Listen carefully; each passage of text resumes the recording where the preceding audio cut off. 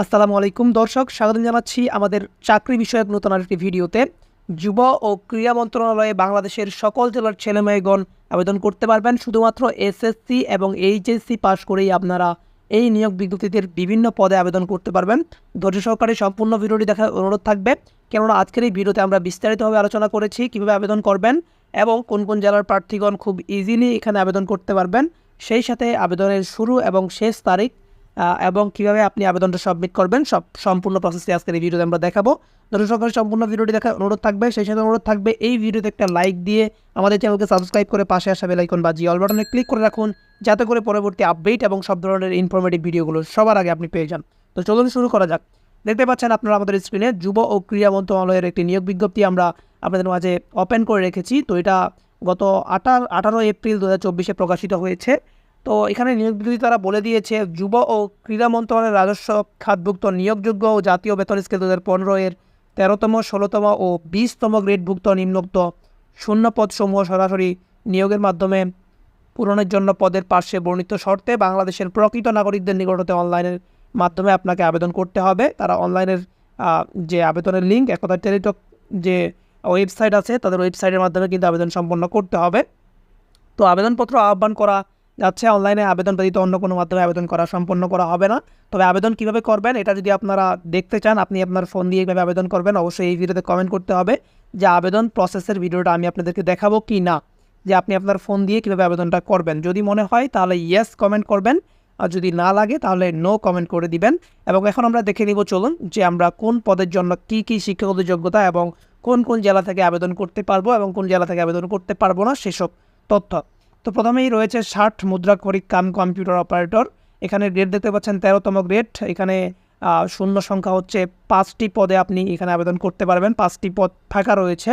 তো এখানে এই পদে আবেদন করার জন্য আপনাকে শিক্ষাগত যোগ্যতা যেটা প্রয়োজন পড়বে সেটা হচ্ছে কোনো স্বীকৃত বিশ্ববিদ্যালয় হইতে কমপক্ষে স্নাতক বা সমানের ডিগ্রি ধারণ করতে হবে এবং কম্পিউটারের প্রশিক্ষণ প্রাপ্ত থাকতে হবে। বাংলায় আপনাকে 25, ইংরেজিতে 25 এবং গণিত এবং সাধারণ জ্ঞানে 25 সহ মোট 90 নম্বরের লিখিত পরীক্ষায় উত্তীর্ণ হইতে হবে। এটার জন্য কিন্তু পরীক্ষা অনুষ্ঠিত হবে এবং লিপিতে বাংলায় প্রতি মিনিটে 45 শব্দ ও ইংরেজিতে 70 শব্দের গতি থাকতে হবে। মুদ্রাক্ষরে প্রতি মিনিটে বাংলায় 25 শব্দ ও ইংরেজিতে 30 শব্দের গতি থাকতে হবে। উপরে বর্ণিত বিষয় সরকার কর্তৃক স্বীকৃত প্রতিষ্ঠান হতে সনদপ্রাপ্ত হতে হবে। এখানে আমি যদি আপনাদেরকে পরবর্তীটা দেখাই, সেটা হচ্ছে কম্পিউটার অপারেটর। কম্পিউটার অপারেটরের জন্য 2টি পদ ফাঁকা রয়েছে। এখানে গ্রেড দেখতে পাচ্ছেন 13তম গ্রেডে কিন্তু এই নিয়োগ দেওয়া হয়েছে। তো এটাও কিন্তু কোনো স্বীকৃত বিশ্ববিদ্যালয় হইতে বিজ্ঞান বিভাগ থেকে স্নাতক বা সমান পরীক্ষায় ডিগ্রি ধারণ করতে হবে এবং পরীক্ষায় অনুষ্ঠিত একটা পরীক্ষায় অংশগ্রহণ করতে হবে। সেই সাথে আপনার কম্পিউটার চালনায় দক্ষ থাকতে হবে। এরপরে রয়েছে অফিস সহকারী কাম কম্পিউটার মুদ্রাক্ষরিক। গ্রেড হচ্ছে 16, পদসংখ্যা হচ্ছে 2টি। এটাও কিন্তু কোনো স্বীকৃত বোর্ড হইতে উচ্চ মাধ্যমিক সার্টিফিকেট বা সমান পরীক্ষা উত্তীর্ণ হতে হবে। আপনি এইচএসসি পাস করেই কিন্তু অফিস সহকারী কাম কম্পিউটার মুদ্রাক্ষরিক পদে আবেদন করতে পারবেন। কম্পিউটার প্রশিক্ষণ প্রাপ্ত হতে হবে এবং আপনাকে বাংলায় 25, ইংরেজিতে 25, গণিত এবং সাধারণ জ্ঞানে টোটাল একটা পরীক্ষায় আপনাকে অংশগ্রহণ করতে হবে এবং কম্পিউটার দক্ষতায় আপনাকে দক্ষ হতে হবে। এরপরে আপনারা যে সকল জেলা থেকে আবেদন করতে পারবেন না, মানিকগঞ্জ, কিশোরগঞ্জ, ব্রাহ্মণবাড়িয়া, চাঁদপুর, কুমিল্লা, পাবনা, সিরাজগঞ্জ, নাটোর, দিনাজপুর, গাইবান্ধা, কুড়িগ্রাম, মাগুরা, কুষ্টিয়া, বরিশাল, ফিরোজপুর এবং পটুয়াখালী জেলা। তবে সকল জেলার এতিম ও শারীরিক প্রতিবন্ধী কোটার প্রার্থীগণ আবেদন করতে পারবেন।